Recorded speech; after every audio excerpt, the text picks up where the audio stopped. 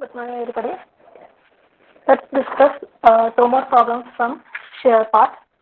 Let the first question be a rectangular beam section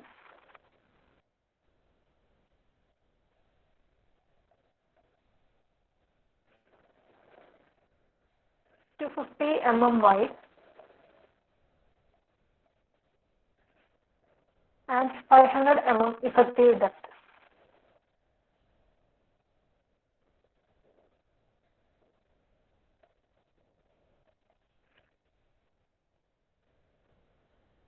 The beam is subjected to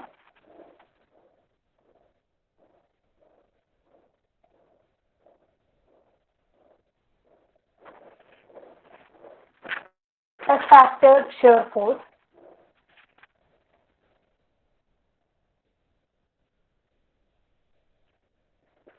of 140 kilonewton.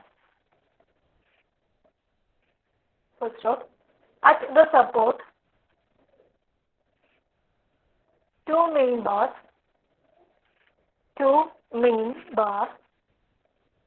are cranked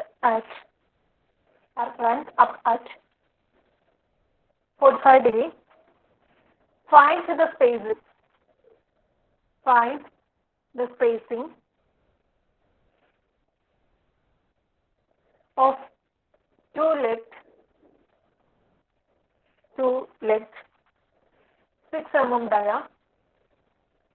mm dia stirrups at the support.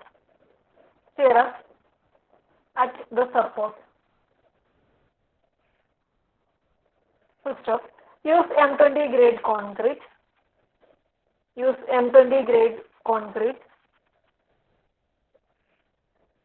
And Fe250.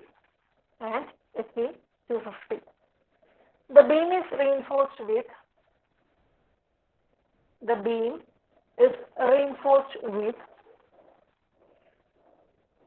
5 number of 18 mm dia bars. Okay. Here it is given. We can draw the figure as per the given question.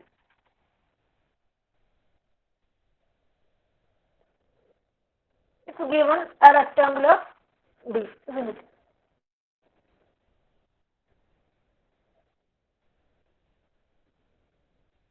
So a rectangular beam is given in the question. Okay. Then the beam is reinforced with 5 number of 18 mm bars. It's given. Okay. 5 number of 1, 2, 3, 4, and 5. 5 number of 18 mm bars. Also, it is given the width and depth. Width is given as 250 mm. Okay. Width is given as 250 mm. And the effective depth is given as 500 mm. Effective depth is given as 500 mm. Okay, these things are given in the question. So let's begin. Step number 1. Given details.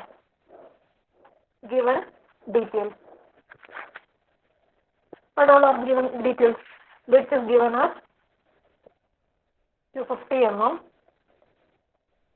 Effective depth is given as 500 mm. Then Fy, yield strength of steel, is given as 250 Newton per mm square. Fe250 ആണ് ക്വസ്റ്റ്യനിൽ തന്നിരിക്കുന്നത്. If it is given as mild steel bar അല്ലെങ്കിൽ plain bar എന്നൊക്കെ തന്നാൽ തന്നെ it is Fe250. Then FCK, grade of concrete, is given as M20. അതുകൊണ്ട് തന്നെ എത്രയായിരിക്കും FCK എന്ന് പറയുന്നത് 20 Newton per mm square. ഇത്രയും കാര്യങ്ങളാണ് ക്വസ്റ്റ്യനിൽ തന്നിരിക്കുന്നത്. ഇൻ അഡീഷൻ ഒരു കാര്യം കൂടി തന്നിട്ടുണ്ട്.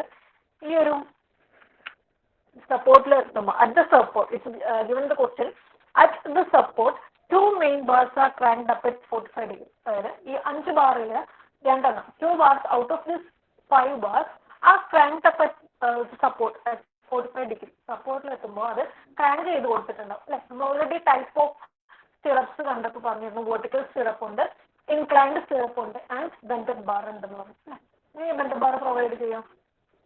മെയിൻ ബാർ സപ്പോർട്ടിൽ എത്തുമ്പോൾ നല്ലൊരു 45 ഡിഗ്രിയിൽ നമ്മളിങ്ങനെ ക്രാങ്ക് ചെയ്ത് മുകളിലോട്ട് എത്തിക്കും.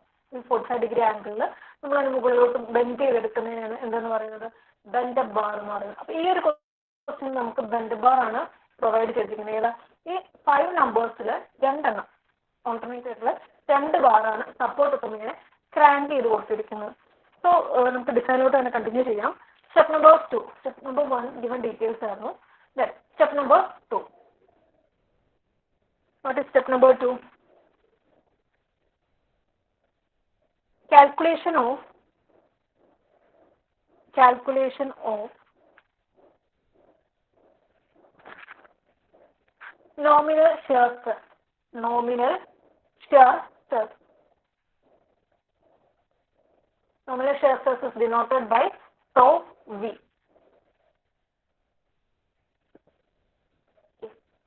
Tau v na നമുക്ക് എങ്ങനെ കിട്ടുക, tau v is given by VU divided by B into D. V എന്ന് പറയുന്നത് ultimate shear force ആണ്. It is directly given in the question as 140 kilonewton.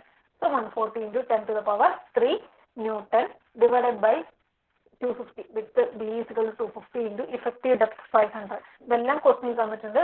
On direct substitution we will get the value of tau V as 1.12 Newton per mm square എന്നുള്ള values.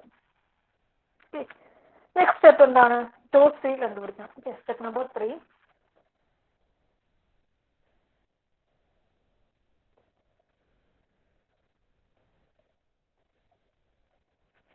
Calculation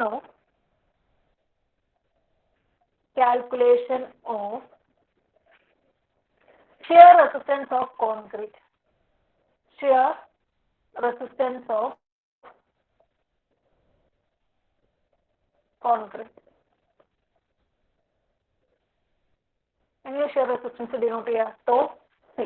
tau C കിട്ടാൻ വേണ്ടിയിട്ട് നമ്മൾ table 19 refer ചെയ്യുക. And before that we have to get the value of PT. അല്ലേ, PT കിട്ടിയാൽ നമുക്ക് table 19 പോയിട്ട് table 19 of 5 is 456 2000.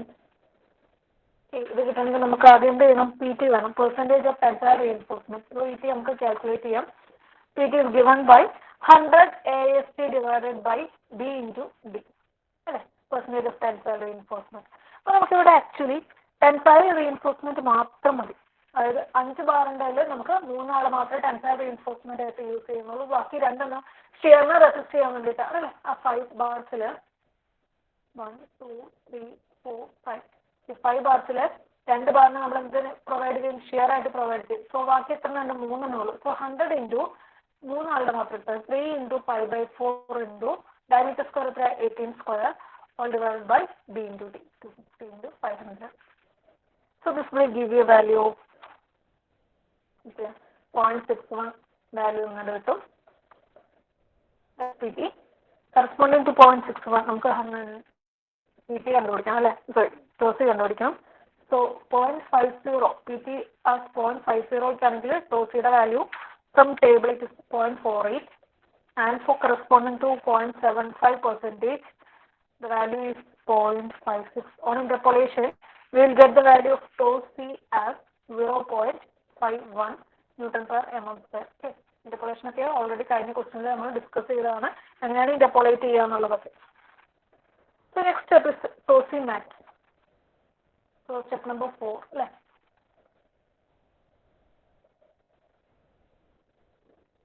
Step number 4, calculation of tau C max.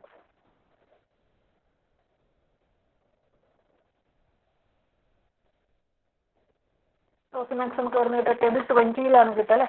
Table 20 of IS 456 2000. We'll get the value of tau C max as 2.8 Newton per mm.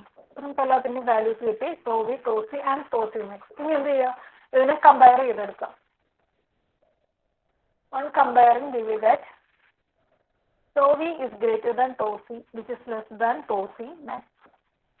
ഇനി ഒരു condition വന്നിട്ടുണ്ടെങ്കിൽ എന്താണ്, we have to go for the design of shear reinforcement and hence we can conclude as hence it is required to provide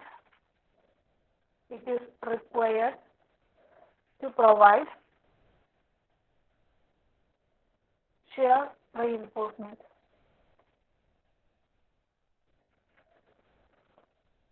So let's go to next step, step number 6. എന്താണ് step number 6 എന്ന് പറയുന്നത്? Calculation of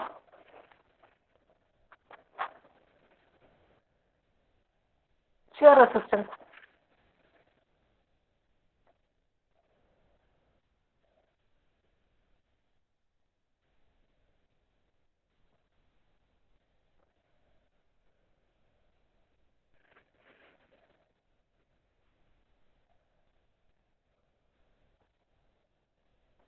Calculation of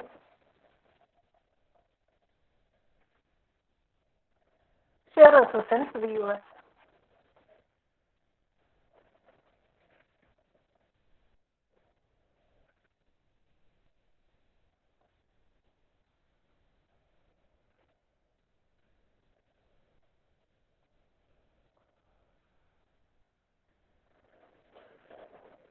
Okay, അപ്പോൾ VUS എങ്ങനെ നമ്മൾ കണ്ടുപിടിക്കും?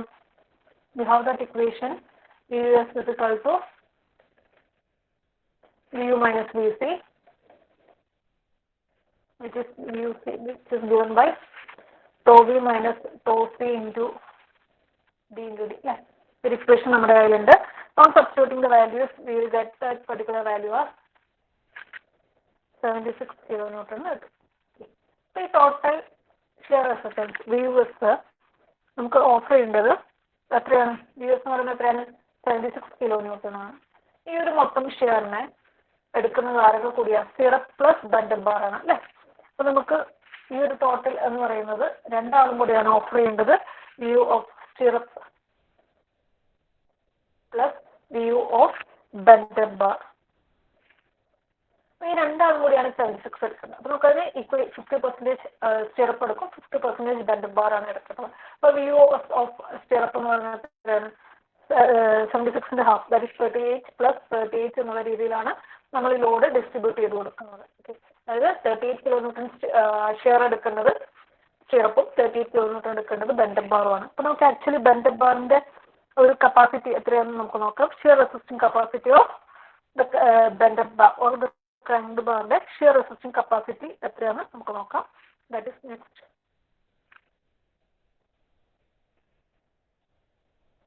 Shear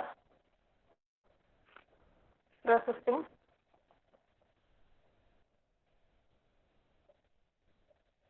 capacity of two cranked bar. രണ്ട് crank ചെയ്തിരിക്കുന്ന ബാറിന്റെ ഷിയർ റെസിസ്റ്റിംഗ് കപ്പാസിറ്റി എത്രയാണ് നമുക്ക് നോക്കാം. That we have that equation V bent up is given by 0.87 Fy AST into sin alpha. ഈ ഇക്വേഷനിൽ കൊണ്ട് സബ്സ്റ്റിറ്റ്യൂട്ട് ചെയ്യാം. നമുക്ക് എല്ലാ കാര്യങ്ങളും അറിയുന്നതാണ്. 0.87 Fy വാല്യൂ അറിയാം.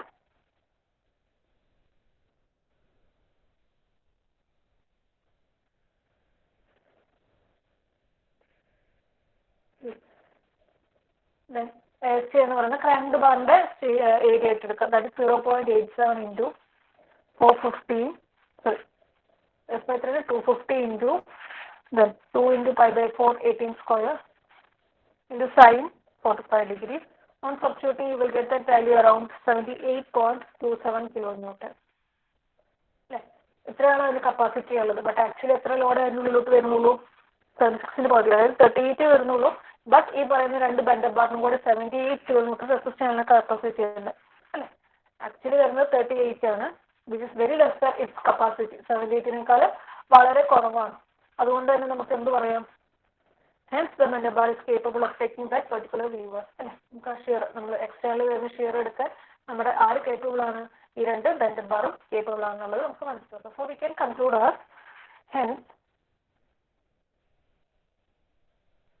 hence the two bended bars are capable of taking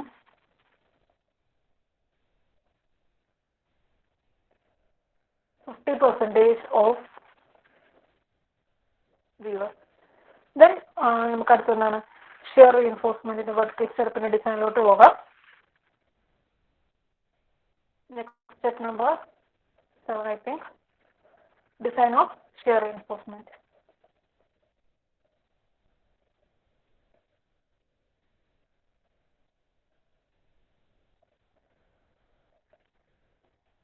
ഇവിടെ നമുക്ക് എന്താണ് കണ്ടുപിടിക്കുന്നത്? സ്റ്റിറപ്പിന്റെ സ്പേസിംഗ് ആണ് കണ്ടുപിടിക്കുന്നത് അല്ലേ?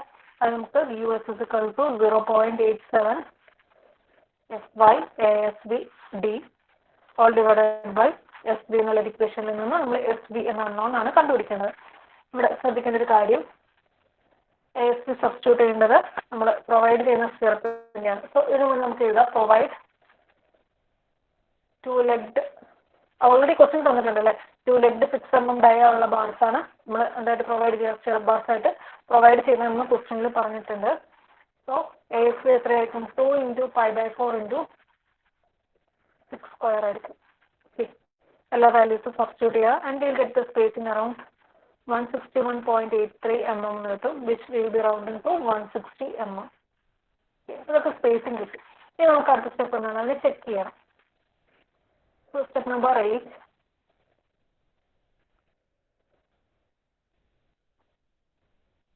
Check for spacing.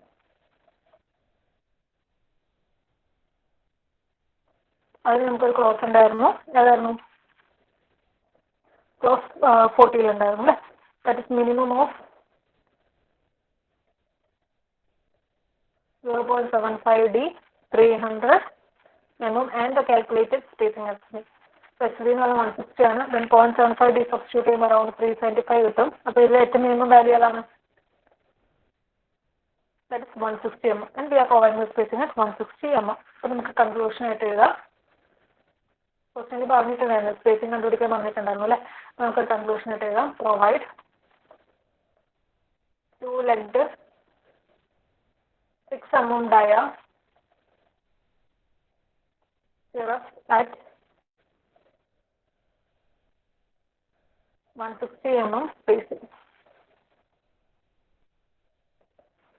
സോ എത്രയാണ് നമുക്ക് ചെയ്യാനുണ്ടായിരുന്നത്? ഇനി ഒരു കാര്യം കൂടി ചെയ്യാം, ബെൻഡപ്പാറിന്റെ സ്പേസിംഗ് കൂടി ചെക്ക് ചെയ്യാം.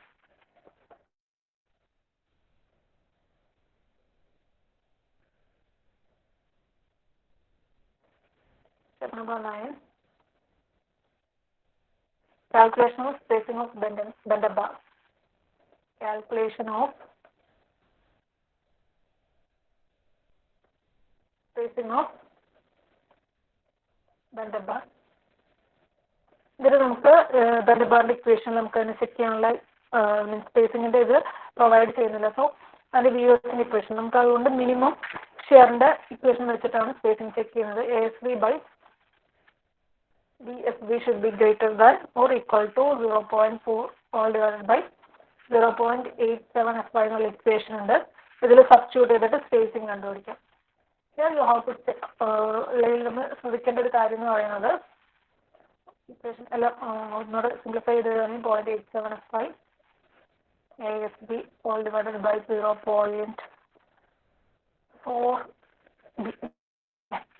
ഇവിടെ ശ്രദ്ധിക്കുന്ന കാര്യം ASB എന്ന് പറയുന്നത് ബെൻഡർ ബാറിന്റെ ഏരിയ ആയിട്ട് എടുക്കാം. ദാറ്റ് ഇസ് 2 × π/4 × എത്രയാ 18². ഇത് കാൽക്കുലേറ്റ് ചെയ്യുമ്പോൾ around 1100 and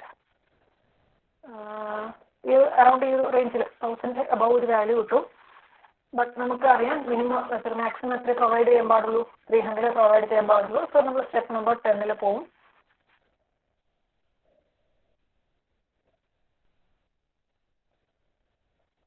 Check for spacing of bender bar. Check for spacing of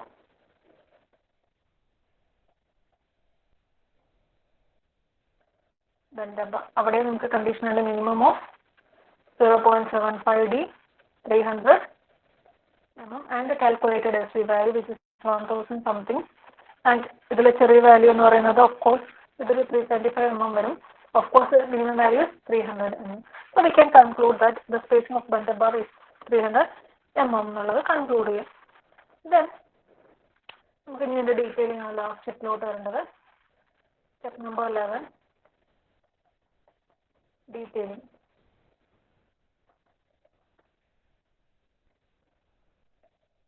നമുക്ക് ഓൾറെഡി ക്വസ്റ്റ്യനിൽ ഫിഗർ തന്നിട്ടുണ്ടായിരുന്നു അല്ലേ? 1 2 3 4 5 ബാർസ് ഉണ്ട്. ദെൻ ഇതിന് ചുറ്റിൻ്റെ വന്നു നമ്മുടെ സ്റ്റിറപ്പ് വന്നു. ചെറുപ്പിന് ഹോൾഡ് ചെയ്യാൻ വേണ്ടിയിട്ട് അവിടെ ഹോൾഡർ ബാർസ് പ്രൊവൈഡ് ചെയ്തു. നിങ്ങൾ വരയ്ക്കുമ്പോൾ നീറ്റായിട്ട് വരയ്ക്കാം. വിട്ട് 250 mm, depth 500 mm. Then is a two-legged 6 mm bars at 120 mm spacing. Okay, two-legged 6 mm bars at 120 mm spacing എന്നുള്ളത് പ്രൊവൈഡ് ചെയ്യുക. ദെൻ ഇവിടെ എഴുതുക, 2 ബാർസിന് സെലക്ട് ചെയ്തിട്ട് 2 cranked bars at provided at a spacing of 300 mm spacing എന്നുള്ളത് എഴുതുക. Okay, 2 cranked bars at 300 mm spacing. ഇത്രയും കാര്യങ്ങളാണ് ഈ ഒരു ക്വസ്റ്റ്യനിൽ ഉണ്ടായിരുന്നത്. പിന്നെ നമുക്ക് ഒരു ക്വസ്റ്റ്യനും കൂടെ ഒന്ന് ഡിസ്കസ് ചെയ്യാം.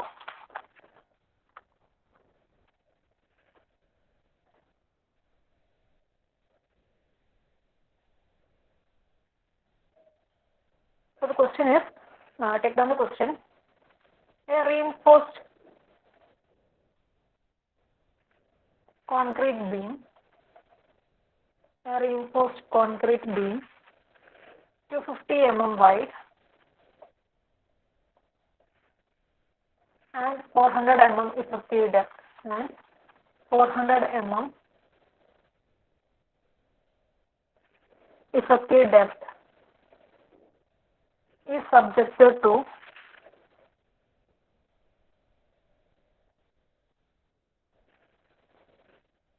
an ultimate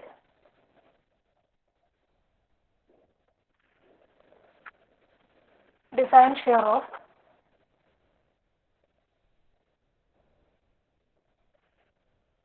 150 kilonewton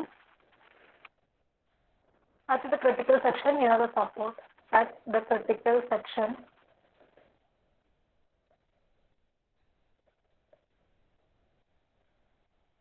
near the support, the tensile reinforcement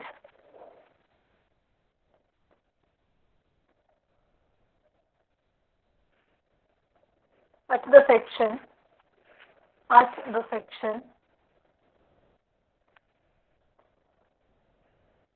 near the support is 0.5%. Design the shear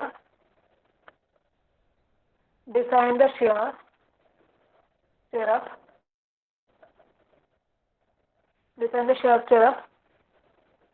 near the support.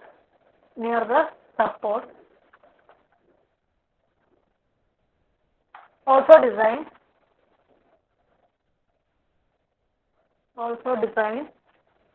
the minimum shear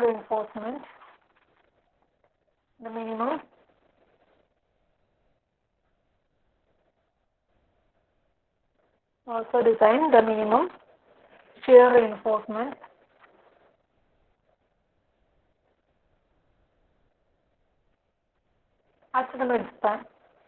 at the midspan. Assume concrete grade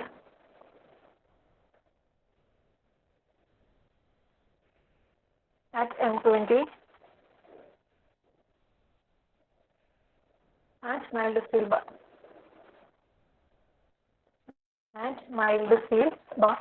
So question it's similar to നമ്മൾ ഇതുവരെ ചെയ്ത questions ആയിട്ട് similar ആണ്, except ഇവിടെ ഒരു കാര്യം പറഞ്ഞിട്ടുള്ളൂ, സപ്പോർട്ടിലെ percentage of tensile reinforcement direct വന്നിട്ടുണ്ട് അല്ലേ. സോ ഗിവൺ ഡീറ്റെയിൽസിലോട്ട് തന്നെ പോകാം. എല്ലാ സ്റ്റെപ്സും ഞാനിവിടെ എക്സ്പ്ലെയിൻ ചെയ്യുന്നില്ല, നമുക്ക് ഓൾറെഡി ചെയ്തതാണ്. സോ ഫസ്റ്റ് ഗിവൺ ഡീറ്റെയിൽസ് തന്നെ വിഡ്ത്ത് വന്നിട്ടുണ്ട് 250 mm ആണെന്നുള്ളത് തന്നിട്ടുണ്ട്. ഓക്കെ, നിങ്ങൾ സ്റ്റെപ്പ് വൈസ് തന്നെ എഴുതുക. ഓക്കെ, സ്റ്റെപ്പ് 1 ഗിവൺ ഡീറ്റെയിൽസ് തന്നെ എഴുതുക. ബി 250 mm തന്നിട്ടുണ്ട്. ഇഫക്റ്റീവ് ഡെപ്ത് ആണെങ്കിൽ 400 mm എന്നുള്ള ക്വസ്റ്റ്യനിൽ തന്നിട്ടുണ്ട് already. Then ultimate design shear എന്ന് പറഞ്ഞിട്ടുണ്ട് 150 kilonewton തന്നിട്ടുണ്ട്. That is 150 × 10⁻³ newton.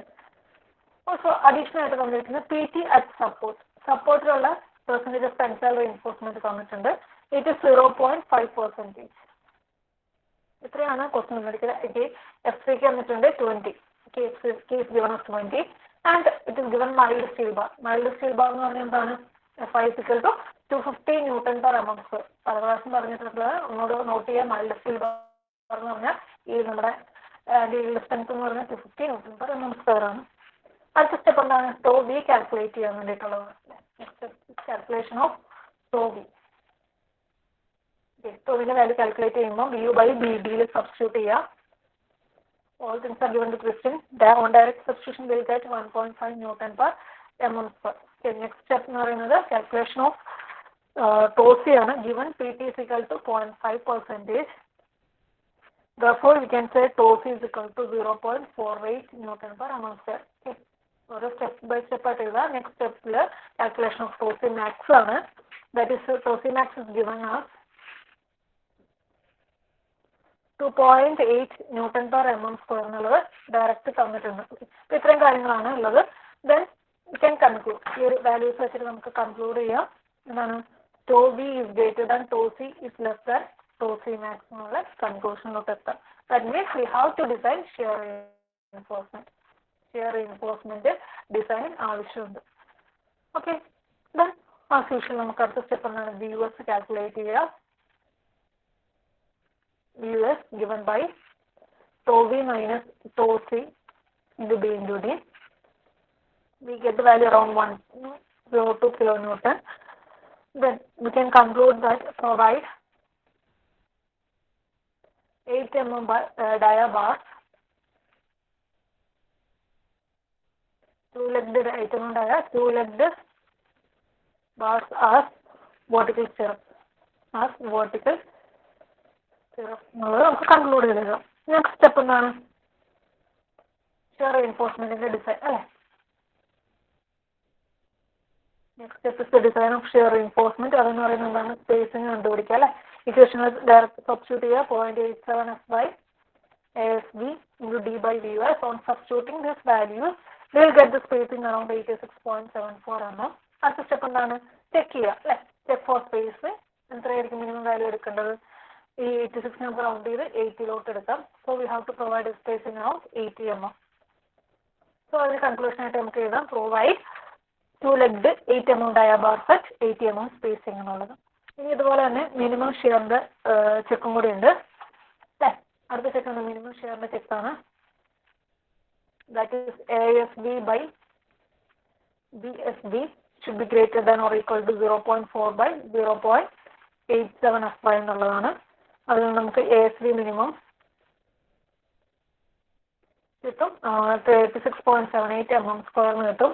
നമ്മൾ പ്രൊവൈഡ് ചെയ്യുന്ന ASB എന്ന് പറയുന്നത് 2 into pi/4 2-legged 8 mm ആണല്ലേ? ദാറ്റ്സ് അറൗണ്ട് ദ വാല്യൂ എത്ര കിട്ടും? 100.53 mm square കിട്ടും. That's ASB provided is greater than this value. So നമ്മൾ ഡിസൈൻ സേഫ് ആണ്. ഇനി നമുക്കൊരു കാര്യം കൂടെ ചെയ്യണം.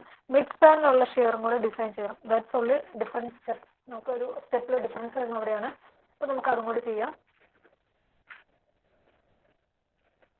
I think that is step number 8 ആണെന്ന് തോന്നുന്നു. നിങ്ങളുടെ സ്റ്റെപ്പ് നമ്പർ എത്രയാണോ for that particular step number. That is design of shear reinforcement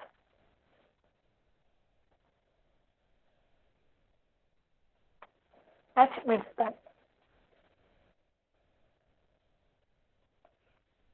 അപ്പോൾ അറ്റ് മിഡ്സ്പാൻ എന്ന് പറയുമ്പോൾ അവിടെ ഷിയർ ഫോഴ്സ് എത്രയായിരിക്കും? മിനിമം വാല്യൂ ആയിരിക്കും. So we have to provide only minimum reinforcement. Okay. at midspan shear force will be minimum. അല്ലേ?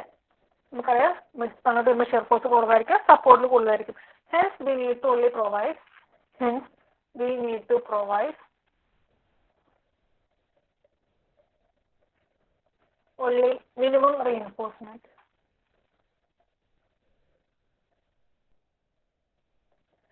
നമുക്ക് minimum reinforcement മാത്രം provide ചെയ്താൽ മതി. മിനിമം റീഇൻഫോഴ്സ്മെന്റ് എത്രയായിരുന്നു? ASB/BSB should be greater than or equal to 0.4 all divided by 0.87 F/y.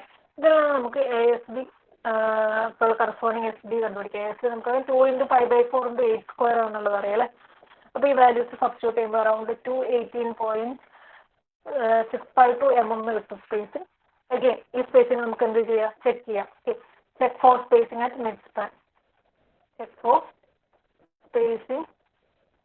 at midspan. അവിടെ check ചെയ്യാം. ഇപ്പൊ എങ്ങനെയായിരുന്നു check? 0.75 DU. It also check 0.75 D, 300 mm, and the calculated value. ഇപ്പോൾ ഇതിൽ ഏറ്റവും ചെറിയ വാല്യൂ എത്രയാണ്? ഈ 280 നമ്മൾ റൗണ്ട് ചെയ്ത് 210 എത്തിക്കണം കേട്ടോ. മിനിമം സ്പേസിംഗ് എന്ന് പറയുന്നത് ജസ്റ്റ് 10 mm തന്നെയാണ്. So we can conclude hence provide 8 mm stirrups. We can conclude provide 2-legged 8 mm dia bars at 210 mm spacing at midspan. മിഡ്സ്പാനുള്ള ഡിസൈനുമായി സപ്പോർട്ടുള്ള ഡിസൈൻ ഓൾറെഡി നമ്മൾ ചെയ്തിട്ടുണ്ട്. അപ്പോൾ ഇത് രണ്ടും കൂടെ വെച്ചിട്ട് അടുത്ത സ്റ്റെപ്പ് എന്ത് ചെയ്യുക? ഡീറ്റെയിലിംഗ് വരയ്ക്കാം. That is step number. Follow your step number detailing. അപ്പം നമുക്ക് രണ്ട് ഡീറ്റെയിലിംഗ് വരയ്ക്കണം. കാരണം സപ്പോർട്ടിലൊരു വാല്യൂ ആണ്, മിഡ്സ്പാനിൽ മറ്റൊരു വാല്യൂ ആണ്. അപ്പോൾ രണ്ട് ഡീറ്റെയിലിംഗ് വരയ്ക്കാം.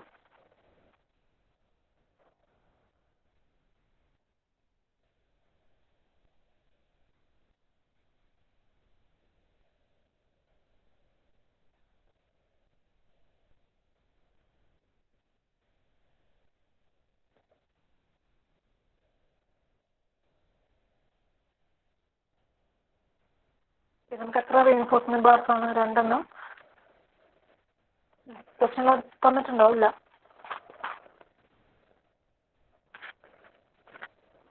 It's not given. സോ നമുക്ക് അസ്യൂം ചെയ്യാം 2 ബാർ ഉള്ളൂ എന്നുള്ള അസംഷനിൽ നമുക്ക് കണ്ടിന്യൂ ചെയ്യാം.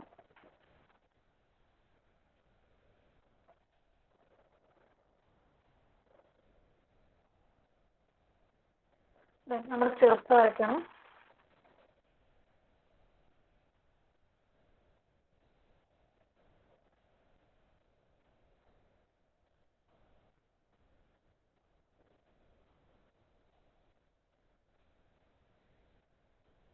ചെറുപ്പിന് ഹോൾഡിംഗ് ഹോൾഡർ ബാർസ് പ്രൊവൈഡ് ചെയ്യാം.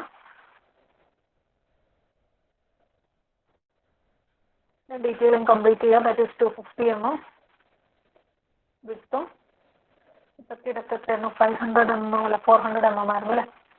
400 mm. അതുപോലെ തന്നെ ഈ ഒരു സെക്ഷനിലും 250 mm ആൻഡ് ഓൾസോ 400 mm. ഇത് രണ്ടും 2 സെക്ഷനാണ്. ഒന്ന് ബീം സെക്ഷൻ അറ്റ് മിഡ്സ്പാനും മറ്റേ സപ്പോർട്ടാണ് കേട്ടോ. അത് നിങ്ങൾ നോട്ട് ചെയ്തെടുക്കാം. ഈ സപ്പോർട്ടിൽ വരുമ്പം നമ്മളവിടെ പ്രൊവൈഡ് ചെയ്തിരുന്ന സ്റ്റെറപ്പിൻ്റെ ഡീറ്റെയിലിംഗ് ചെയ്ത് എത്രയായിരുന്നു? 2-legged 8 mm dia bars at 80 mm spacing അല്ലേ? മിഡ്സ്പാൻ ആണെങ്കിൽ 2-legged 8 mm dia bars at spacing ആണ് വ്യത്യാസം വരുന്നത്. എത്രയായിരുന്നു? At 210 mm spacing. ഈ ഒരു 2 കാര്യത്തിലാണ് ഇവിടെ വ്യത്യാസം വരുന്നത്. ഇതായിരുന്നു നമ്മുടെ സെക്കൻഡ് ക്വസ്റ്റ്യൻ. ഡീറ്റെയിൽ ആയിട്ട് ചെയ്യുക, സ്റ്റെപ്പ് ബൈ സ്റ്റെപ്പ് ആയിട്ട് ചെയ്യുക, ഹോംവർക്ക് ആയിട്ട് കംപ്ലീറ്റ് ചെയ്യുക. Okay, thank you.